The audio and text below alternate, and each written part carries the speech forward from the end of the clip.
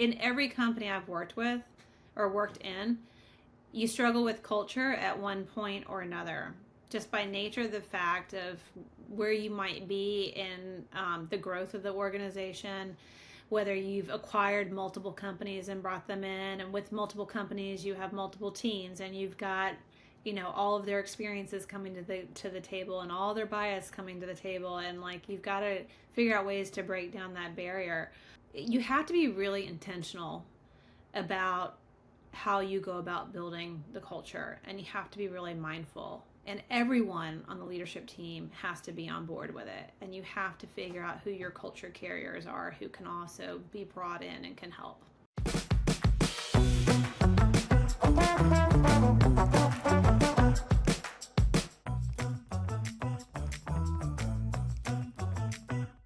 Welcome to Stickology. We often talk about building great products, but the real secret to sustainable innovation isn't just the perfect roadmap, it's a culture and the team that you build to execute it.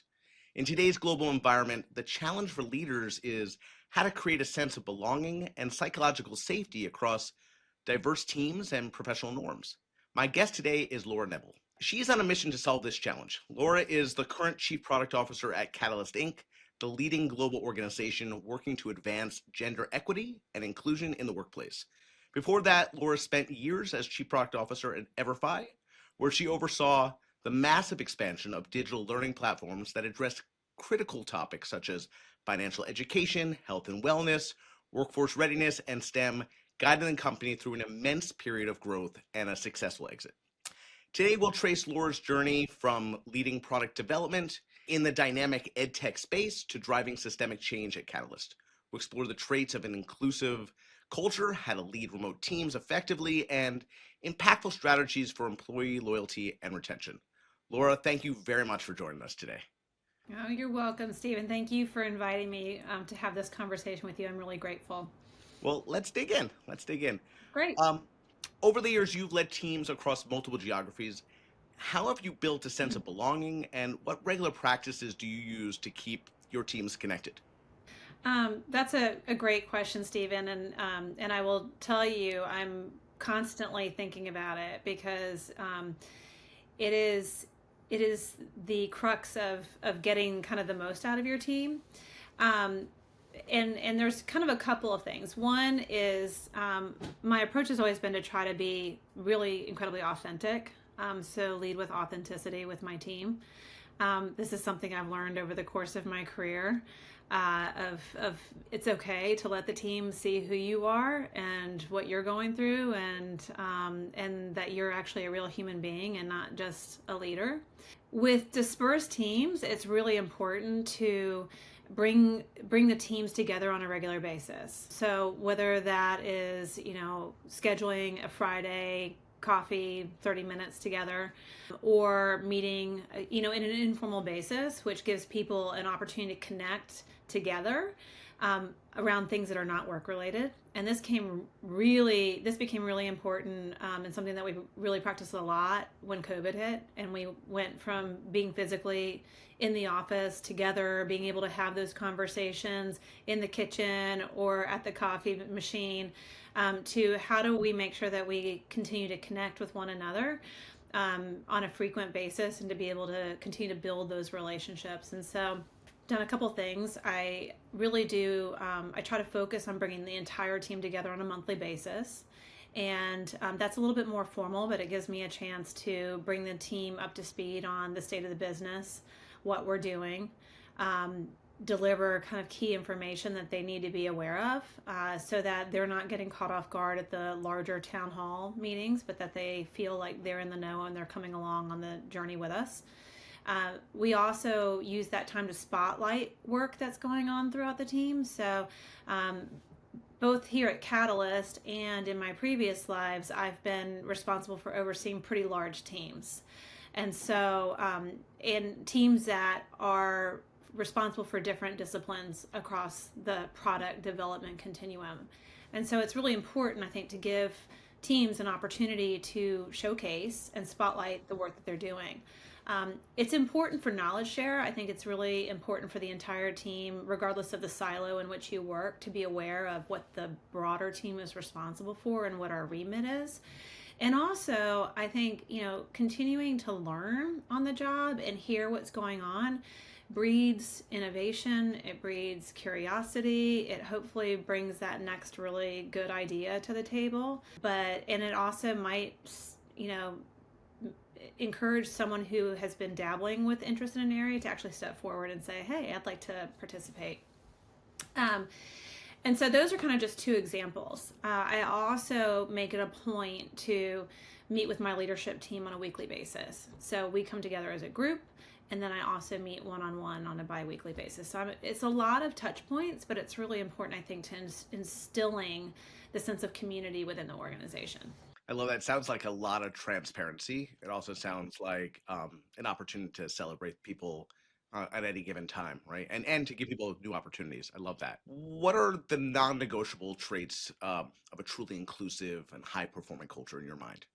From my perspective, there's kind of three key things. One, respect for what each team member brings to the table, both from a professional perspective, but also from their life experiences. Being respectful of the individuals who are around the table with you and what they know and what they've done over the course of their career and what they bring to bear is really important. And you never know kind of what's going on in somebody else's life. So being respectful of the totality of the individual, I think, is really important. Two, honesty. I think you've got to be really honest and transparent. And so I've really tried to do that. In a position of leadership, it's hard to be transparent all the time. There are some times when you can't be totally transparent with your team, and I would say that's the hardest.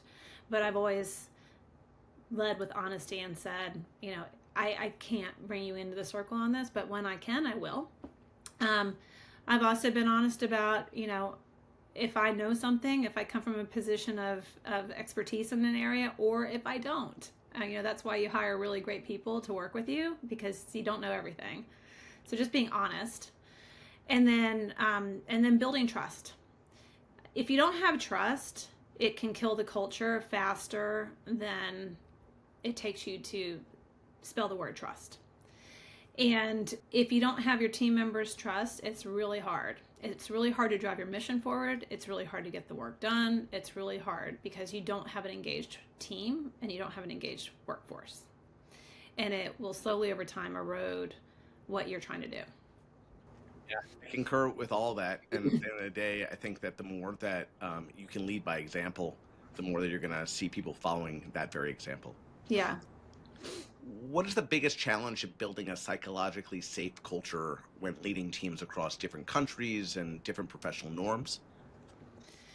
That's a great question. I've been thinking a lot about this idea. It's not even an idea or a concept. It is true. Psychological safety. What does it mean to be psychologically safe in the workplace? And it is, first of all, you need to make sure that you've got strong relationships with your team members, whether it's your peers or your boss or the people that are reporting into you. You need to make the time to get to know them as individuals and understand what impacts them and influences within the workplace and then outside of the workplace. I think another thing I would say is leading from a place of understanding and willingness to adapt. And I say that because you need to be willing to be agile and willing to pivot as it needs. It may not be something you totally agree with, but being a leader is you need to kind of really focus on what the end goal is and lead the team to get there. And sometimes, my way is not always the highway.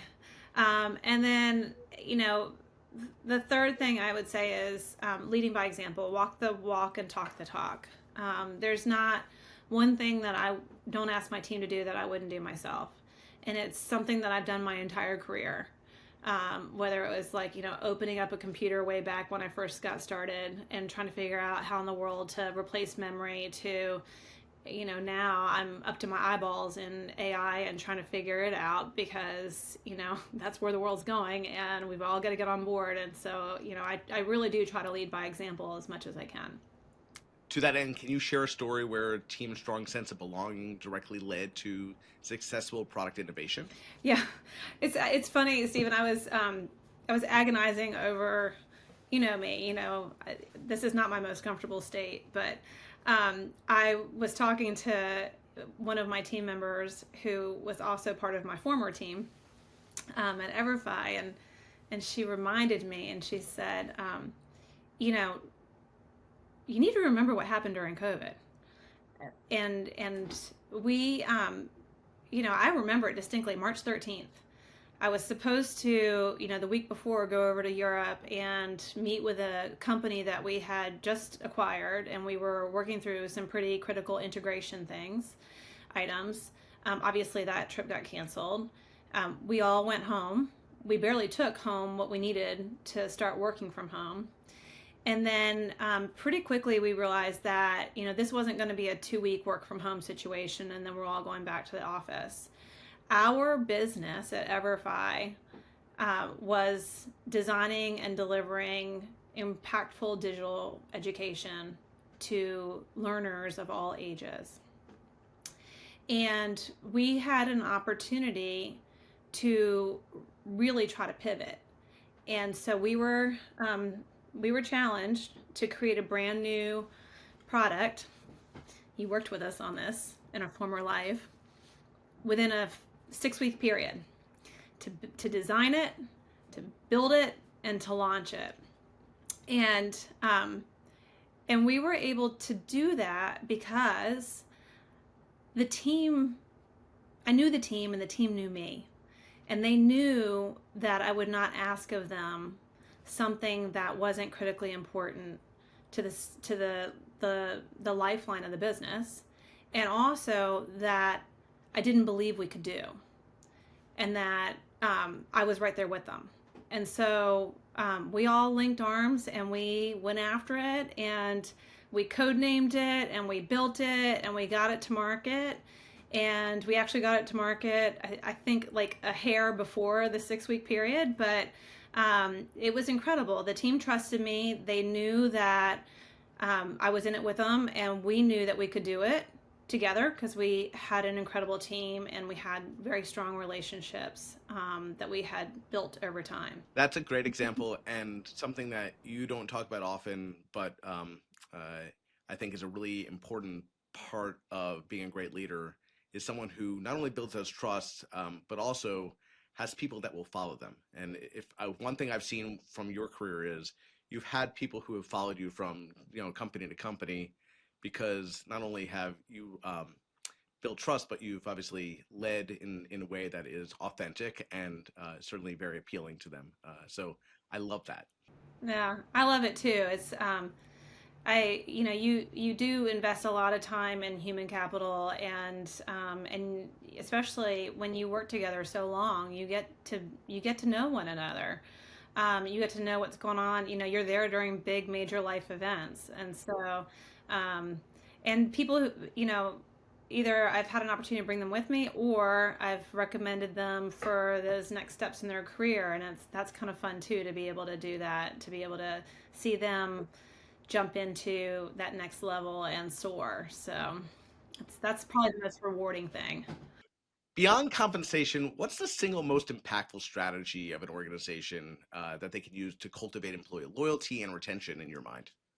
It is something that as a leader, you gotta constantly be thinking about, because you're not always going to be in a position where you can recognize someone's contributions by giving them a salary increase or promoting them to the next level.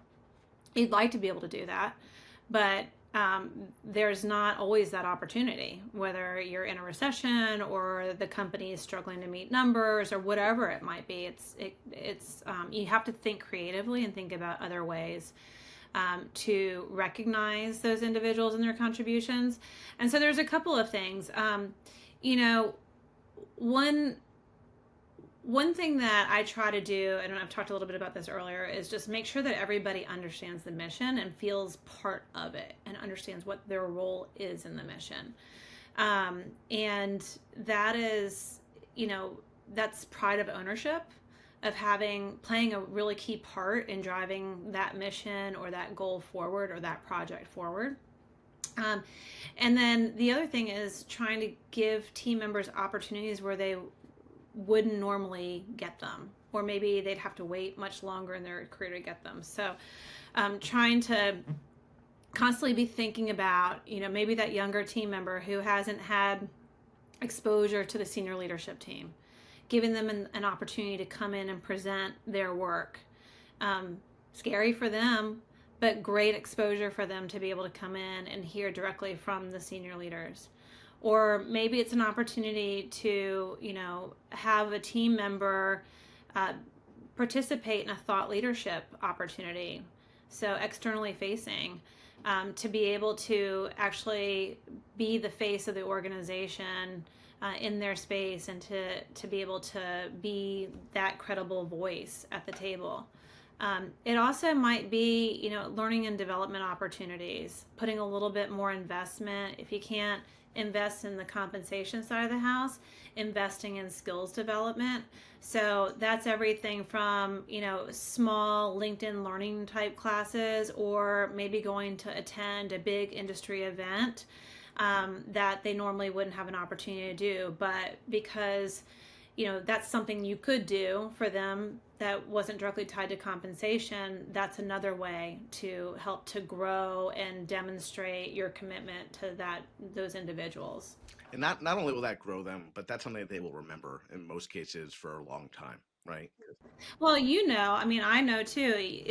There's nothing like getting out there and being in a room or a conference center and hearing from other people to stimulate and re-energize you and help you think kind of bigger picture beyond just your day to day, about what you could be doing differently or your organization could be doing differently. And it just personally, and I hope for the same for my team members, it's that kind of extra spark when you're kind of feeling pretty dragged down that gets you re-energized and refocused, and wanting to continue to drive things forward. It's inspiring. I mean, that's ultimately, I think, a lot of seeing what others are doing and seeing what the industry is doing. And I love your example about giving them an opportunity to present in front of an executive, right? One, it stretches them, right? In most cases, it's going to require them to really push themselves a little bit further. And number two, it's giving them an opportunity to be seen at a level that they wouldn't be otherwise, right? Yeah, and it's, you know, I think that is ultimately one of the goals, right? Is that continued development. And as leaders, we get opportunities all the time to continue to develop, whether it's, you know, meeting with our board of advisors or sitting in on a board of directors meeting and getting that exposure, or, you know, engaging at a much higher level. Providing those opportunities to your team member to do that are not only giving them the confidence to be able to engage in those types of situations, but it also helps them start to formulate what they want their career trajectory to be, and maybe what they think their path might be or might not be. That's a gift. That's a really nice gift, and that goes, in my opinion, compensation's a really important thing, but that's a gift that you can't really compete with. So, can you tell me about the last organizational rule or sacred cow that you challenged because you felt it was inhibiting your team's ability to innovate? Every organization is dealing with this right now, right? It's the return to the office. We went fully remote globally, and now, you know, we're trying to get people, and we're not alone, but every organization is trying to get people back into the office. And that is, you know, everyone is struggling with that. Some are more successful than others. That is one thing where, because I have led geographically dispersed teams for so long, and have oftentimes had to go where the talent is, That is something that I have kind of gone to the mat for key people that might have fallen within the range of return to work, and worked, with the team on that. Our expectations for decades or centuries was, seats and butts and seats. Yeah, no Yep. seats and butts. That'd be. No seats and butts. I know. But I think it was proven over the course of a handful of years that you can run an effective team and you can run an effective business without that being the case. It's a trade-off. It's a Yeah. trade-off, right? Um, the reality is that people gain some flexibility, and the company sometimes can gain efficiency. What it loses in many cases is that cultural component. Yeah. And that's really hard. And it's the cultural component is very real, right? Like, it's something that we have I in every company I've worked with or worked in, you struggle with culture at one point or another, just by nature of the fact of where you might be in the growth of the organization, whether you've acquired multiple companies and brought them in, and with multiple companies you have multiple teams, and you've got all of their experiences coming to the table, and all their bias coming to the table, and like you've got to figure out ways to break down that barrier. But same now. It's just culture is you have to be really intentional about how you go about building the culture, and you have to be really mindful, and everyone on the leadership team has to be on board with it, and you have to figure out who your culture carriers are, who can also be brought in and can help. But it's really hard when you're fully remote. So That it is way more challenging. Here's a trick or a hard question, maybe an easy one. What's the best piece and worst piece of professional advice that you've received, and why? early, like years ago, as a woman, I came into my career, and at a time when it was it was really challenging. I mean, you had to really really work more, sometimes time and a half, and work harder, to make your way up the ranks and to get your seat at the table. And you also, at least I did, kind of brought this facade to the table. I'm very professional, I'm very polished, I'm very serious. And I'm also, an introvert at heart, which not a lot of people know, but I am.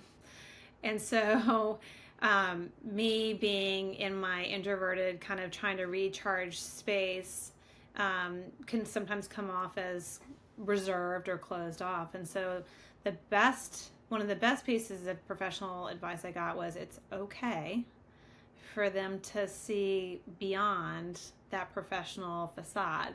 In fact, try it out and let them see more. Let them understand what's going on in your life. And so, it's something I practice daily, because it's not comfortable for me, just by the way I've grown up, to, kind of I'm not a person who'll put it all out there, but putting pieces out there here and there, and letting people actually see who you are, and what makes you tick, and what makes you quirky, or what your weird obsession is, or a challenge you've had. Like, you won't know how people are going to react to you unless you give them something to react to. So there's my sage piece of advice. You won't know how people are going to react until you give them something to react to. I think that's really good advice. All right, here's my final question for you. What's your advice for a new leader who wants to build a team that not only delivers product results, but also models the inclusive culture that Catalyst advocates for globally?